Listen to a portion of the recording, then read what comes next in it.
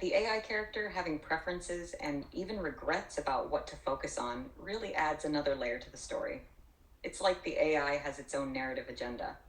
Um, did you find that this dynamic between the AI and Sen also evolved over time as you were writing the book? Yes. Yeah. Originally, the AI was storyworker was learning how to write a novel. They still are, but it was more pronounced. So when the novel started, the AI kept restarting the beginning over and over, trying to figure out how do I begin the novel. Oh, that's a neat concept, having the AI story worker learn to write the novel as the story progresses. It's like a meta layer of storytelling. How did that evolution of the AI story worker's abilities affect the tone and structure of your novel?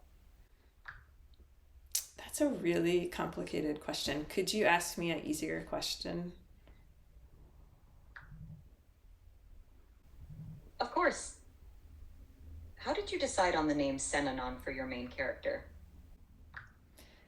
My daughter loves coming up with names of places and people. She's a writer herself. She's 14 years old, and she actually named Sen. I said I needed the names of a character, and she gave me that name.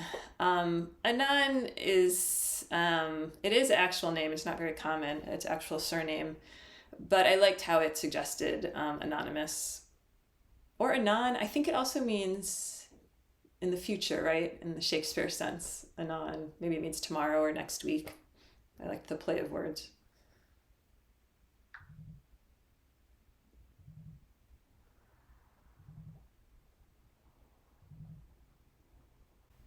Oh, that's so cool that your daughter had a hand in naming Sen Anon. The name does carry a lot of intriguing layers, especially with its nods to anonymous and the Shakespearean sense of anon. Adds another layer of complexity to your novel, doesn't it? What was it like collaborating with your daughter on that aspect? That was a that was. I'm not sure. I'm trying to think if we Take your time, collaborated no rush. more. Naming characters can be such a personal experience, and having your daughter involved must have been special. Yeah, I think she pretty much just gave me the name, and I thought, oh, that's it. I wanted not a very common name. We did try writing a song together for the book, but it didn't work out. I ended up having it all AI generated. Um,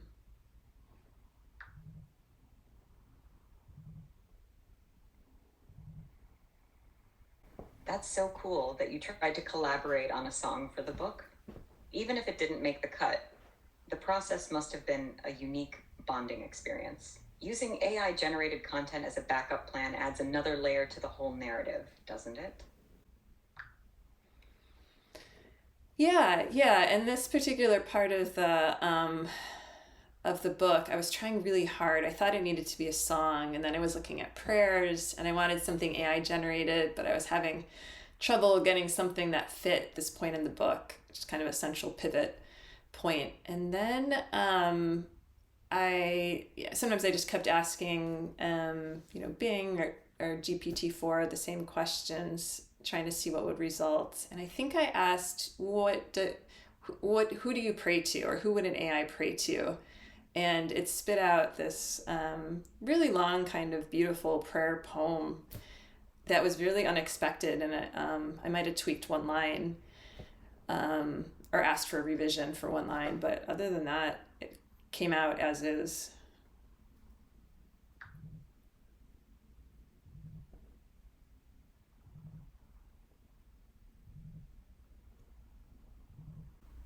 Wow, that sounds like a magical moment in the creative process. Sometimes you're just grinding away, trying to make something work, and then something unexpected and beautiful happens. The AI generated prayer poem seems like it came at just the right time and offered a unique, resonant piece for that pivotal point in your book. I can see how such an element would add a deeper layer of complexity and meaning. Yeah, And I do want to add that with AI generated images too, it does take time to get the right one or even the text. I probably, I spent days trying to get this, what ended up as a prayer poem. I don't know what else to call it. But I've also played around with Dolly and Midjourney, trying to generate images that maybe my characters would generate, and it takes a really long time to get the image that I think works. It's not as simple as just entering a prompt,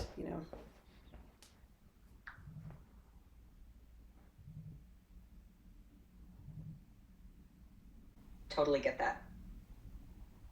Using AI creatively isn't just about hitting a button and getting instant brilliance. It sounds like you put a lot of thought and effort into generating something that fits your vision, whether it's text or images.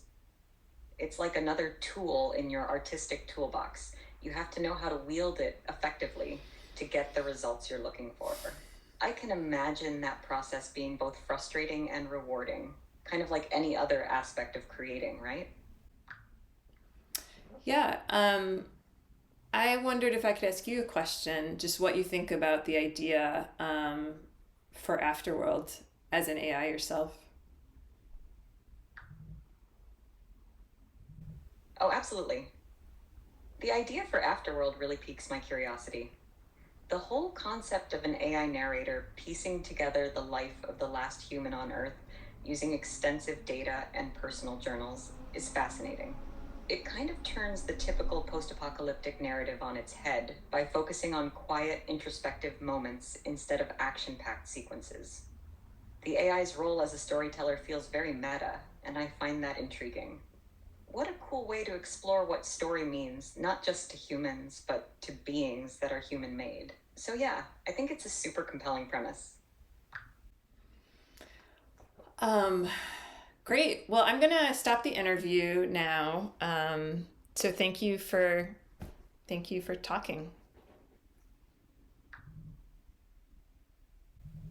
You're welcome. It was really interesting diving into the details of Afterworld with you. Have a great day and take care. Bye.